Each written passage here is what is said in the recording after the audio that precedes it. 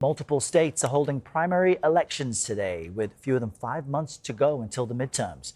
Voters are casting ballots in both Maryland and Utah, but there are also key elections happening in South Carolina and right here in New York State.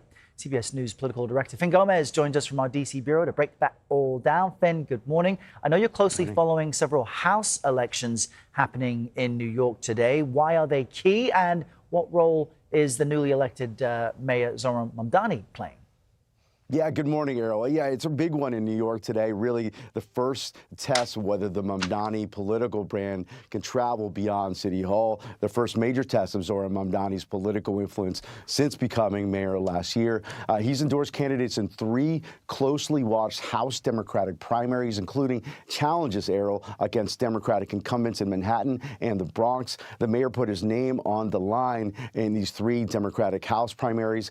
He's backing Brad Lander against Congressman Dan Goldman in the 10th, Lander, of course, who is the city's comptroller, Darialitza Avila Chevalier, who's the DSA candidate. He's backing her against Adriano Espaillat up in the 13th congressional district, and Claire Valdez for that open seat in the 7th. All 3 running as progressives to our Democratic Socialist candidates, but all 3 really are a referendum arrow, I think, on his coattails just 6 months into the job. But the mayor actually lives in the open 12th district. That's the Jerry Nadler seat, who's retiring, and he's essentially stayed out of that one. One of the frontrunners in that race, Alex Borez, talked to Major Garrett about that last night on his show. Do you want his endorsement? Of course. He's already voted. He's a voter in this district. We had a really friendly call before he went to the polls, and he said he wanted to keep his focus on the 3 who he had endorsed, and I respect his decision in that. But I've been a partner to him when we were both in the assembly, a partner now that he's mayor, and we'll continue that partnership when I'm his congressman.